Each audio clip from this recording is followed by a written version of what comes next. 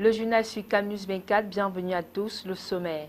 Santé mentale, un atelier de remise à niveau vient d'être organisé à Yaoundé par le ministère de la Santé publique en vue de renforcer les capacités du personnel soignant sur les techniques de base de la gestion des psychotraumatismes. Vu dans les collectivités territoriales décentralisées, la commune de Dembo, dans la région du Nord, fait sa mue. L'exécutif municipal se dit satisfait des travaux entrepris par le maire de cette localité à mi-parcours de son mandat. Voilà pour la vitrine. Une fois de plus, bienvenue au journal. Le Centre hospitalier de recherche et d'application en chirurgie, endoscopie et reproduction humaine, créé par décret présidentiel du 13 octobre 2012, est en service depuis 2015. C'est un hôpital de référence arrimé aux normes internationales et mis à la page des dernières avancées technologiques. Les détails avec Jean-Pierre Bitongo, Joseph Ateba, Renaud Inan.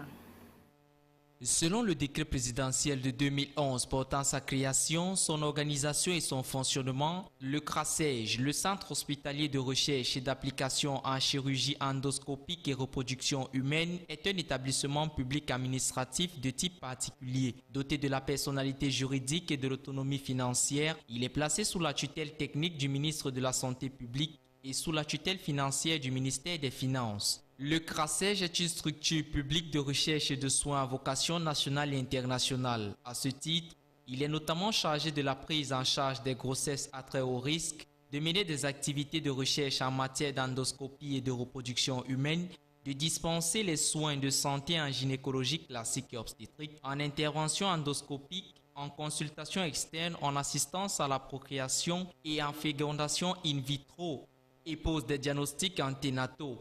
Les premières interventions endoscopiques ont été pratiquées en avril 2015. Cet hôpital assure le diagnostic et le traitement de l'infertilité grâce aux nouvelles techniques qu'offre la procréation médicale assistée. Aussi, le centre peut mener des activités d'enseignement spécifiques en relation avec les administrations concernées et former des équipes spécialisées dans le cadre de ces missions, conformément à la législation et à la réglementation en vigueur. Les couples en proie aux problèmes de procréation ont officiellement trouvé solution. Reste à espérer que les prix seront à la portée de beaucoup de Camerounais, même si l'on révèle par exemple qu'une prise en charge pour procréation médicaments assistés de la consultation à l'accouchement peut avoisiner 2 millions de francs CFA. Toujours en santé, le ministère de la Santé publique renforce les capacités des personnels sur les techniques de base de gestion des psychotraumatismes. La cérémonie de remise des attestations de participation à un atelier relatif a été présidée le 6 mai dernier à l'hôpital Jameau de Yaoundé par Alim Ayatou, le secrétaire d'État auprès du ministre de la Santé publique chargé de la lutte contre les épidémies et les pandémies. Jean-Pierre Bitongo, Colombie Catal.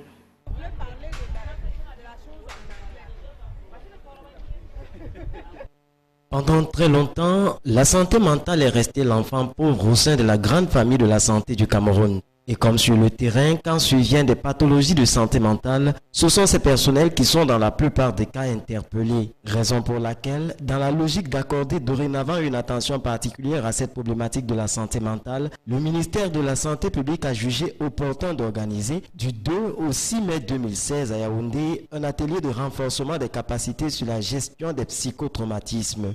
Cet atelier concernait beaucoup plus de personnel de santé et les personnels, particulièrement le personnel de santé mentale et les responsables religieux.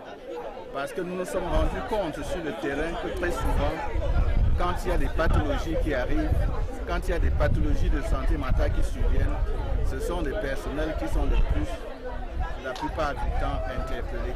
L'atelier de Yaoundé qui a été organisé après celui d'avril 2016 à Douala concernait beaucoup plus certains personnels et responsables de l'hôpital Jameau à Yaoundé. Déjà parce que la santé mentale c'est un domaine qui est un peu dans les oubliettes, qui a souvent été dans les oubliettes. Et pour une fois, on a un personnel qui est capacité par une ONG qui est quand même internationale, merci, qui est quand même spécialisée dans la prise en charge des psychotraumatismes. Et c'est une problématique actuelle au vu de tout ce qui se passe déjà à l'extrême nord avec le conflit Boko Haram, les accidents qu'on a ça et là dans notre pays.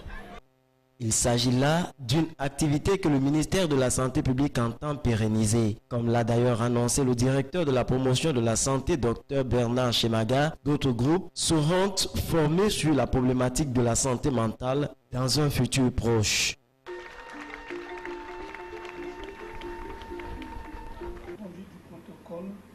Affaire Jean-Marie Tangana Mebara, la Commission africaine des droits de l'homme et des peuples ordonne sa mise en liberté.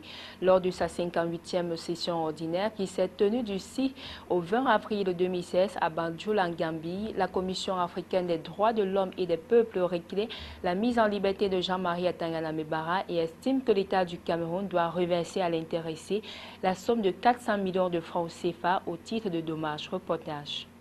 Le 26 juin 2012, le secrétaire de la Commission des droits de l'homme et des peuples de l'Union africaine est saisi d'une plainte de Jean-Marie Tangana Mebara, introduite sous le fondement de l'article 55 de la Charte africaine des droits de l'homme et des peuples. Une plainte dirigée contre l'État du Cameroun, elle fait suite à sa garde à vue, intervenue le 1er août 2008 pour des faits de détournement de deniers publics dans le cadre de l'achat avorté de l'aéronef présidentielle. Le 3 mai 2012, le tribunal de grande instance de Yaoundé acquitte le plaignant et ordonne sa mise en liberté le 4 mai 2012. Le 7 mai 2012, il est de nouveau inculpé et maintenu en prison, puis condamné plus tard par la Cour d'appel du centre à 15 ans de prison ferme.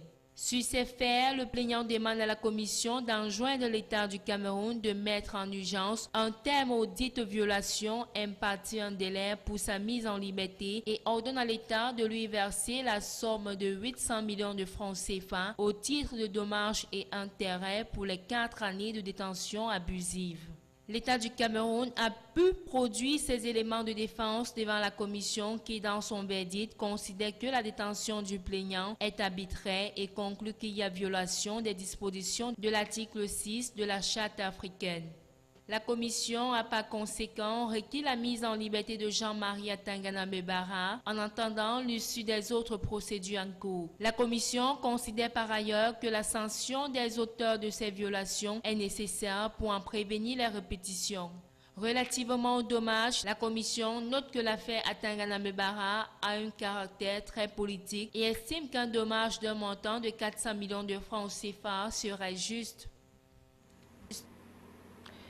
Vie dans les collectivités territoriales décentralisées, incursion dans la commune de Dembo, arrondissement du département de la Benue, région du Nord. C'est pour découvrir le changement qui se vit dans l'une des plus petites municipalités de la Benue, créée il y a 23 ans. L'heure est au bilan qui s'annonce d'ailleurs satisfaisant pour le nouvel exécutif à mi-parcours de son mandat. Jusqu'à Aman Bonnier, Valdès Kungan. Situé à une soixantaine de kilomètres au nord de la capitale régionale Garoua, l'arrondissement de Dembo est limité au nord, avec la commune de Mayoulo, au sud de celle de Batiéo, à l'est avec la commune de Gachiga et à l'ouest par le Nigeria. Peuplé d'environ 23 000 habitants pour une superficie de 856 km². Depuis sa création, cette commune est aux couleurs de l'UNDP, l'Union nationale pour la démocratie et le progrès. C'est depuis les dernières élections couplées que Ayatou du RDPC est devenu garant des destinées de cette commune. Il est d'ailleurs l'un des plus jeunes maires des communes du Nord. Pour un parcours à mi-chemin, l'exécutif se réjouit du travail abattu par son équipe comparativement à celle d'il y a 3 ans. On la parle d'elle-même. Ces réalisations, comparativement par rapport à nos prédécesseurs qui ont fait 3 mandats, donc ça veut dire qu'un peu plus de 17 ans. Je crois que notre bilan de 2 ans et demi dépasse très largement leur bilan de 17 ans. Dès l'arrivée de cette nouvelle équipe, elle s'est attaquée à la racine des maux et priorisé les grands besoins de la population. Nous avons donc priorisé 3 secteurs. Bien évidemment, la priorité des priorités, c'est l'eau. Et dans le domaine hydraulique, la commune a réalisé 8 forages. L'État a réalisé 1 et 4 autres sont en train de réaliser concernant le plan d'urgence. Nous avons réalisé en partenariat avec le PNDP 7 forages pastoraux à énergie solaire avec abreuvoir pour un montant de 108 millions de francs CFA. Malgré le bilan assez élogieux de cette jeune équipe, beaucoup reste encore à faire afin d'atteindre les objectifs fixés au départ et tenir les promesses faites aux populations. Pour les années à venir, le maire Ayatou compte s'investir dans plusieurs domaines pour que Dembo sorte de sa léthargie et ressemble aux autres arrondissements qui œuvrent pour l'émergence du Cameroun à l'horizon 2035. C'est vrai que beaucoup a été fait. Il faut noter aussi que beaucoup reste à faire.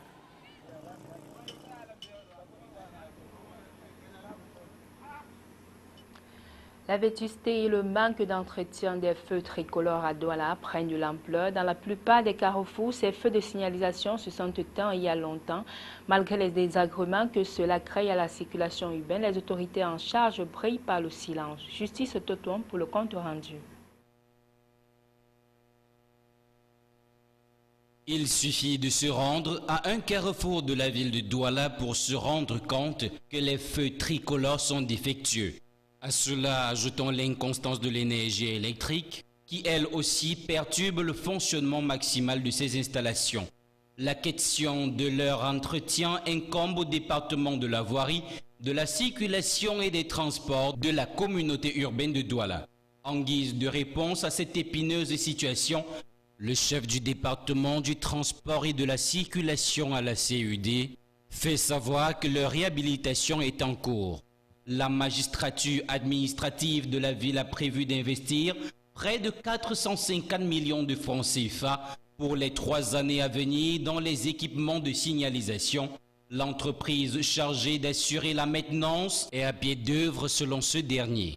Il précise par ailleurs que les solutions à moyen terme seront trouvées avec l'intégration dans les coffrets des feux des batteries d'alimentation autonome. Question de suppléer le déficit en énergie qui représente un gros investissement. En 2017, il est prévu des feux du côté du carrefour Ndourbonne et Masson à Bonamoussadi. En 2018, ce sera au tour des carrefours Ange Raphaël à la Cité SIC et Ron Poulins à Makepe. En attendant la matérialisation de ces projets, les feux tricolores sont parfois substitués par la police aux heures de pointe. Les feux tricolores encore en bon état dans certains carrefours devraient être rénovés, tandis que d'autres intercessions devraient bénéficier de nouvelles installations. Pour 2016, les carrefours concernés sont Djonjo du côté de Bonapriso et le parcours Vita de Makepe. Voici à présent l'actualité au-delà de nos frontières avec l'AFP. Michel Platini n'a pas obtenu la relaxe qu'il souhaitait. Le tribunal arbitral du sport de Lausanne a certes réduit de 6 à 4 ans la suspension de tout mandat lié au football infligé à l'ex numéro 10 pour un contrat controversé, mais il reste donc suspendu. Selon ses avocats, il remettra sa démission de président de l'UEFA à l'occasion du prochain congrès de l'organisation. Un nouveau plan en France contre le terrorisme. Le Premier ministre Manuel Valls a annoncé ce matin un plan regroupant des mesures déjà connues et des dispositifs nouveaux, notamment contre la radicalisation. Il s'agit de doubler les capacités de prise en charge de jeunes susceptibles de basculer. Le procès de la cellule de Verviers s'est ouvert à Bruxelles. Ce groupe djihadiste, démantelé en janvier 2015, était dirigé par Abdelhamid Abaoud et il préfigurait à mains égards les cellules terroristes qui ont commis ensuite les attentats de Paris et Bruxelles. 16 membres présumés sont appelés à comparaître dans un procès qui devrait durer 3 semaines. Léger répit pour les feux qui ravagent la région de Fort McMurray au Canada. Avec un peu de pluie et plus de fraîcheur, l'avancée des flammes s'est ralentie et la menace sur les installations pétrolières s'est atténuée. Des dizaines de milliers de personnes ont été évacuées de la région. Conchita Wurst a dévoilé sa statue de cire à Berlin. La chanteuse et drag queen autrichienne, qui avait remporté le concours de l'Eurovision il y a 2 ans, a désormais son double dans le musée Madame Tussaud de la capitale allemande. Fin du journal, merci de votre fidélité et bonne suite des programmes sur CamNews 24.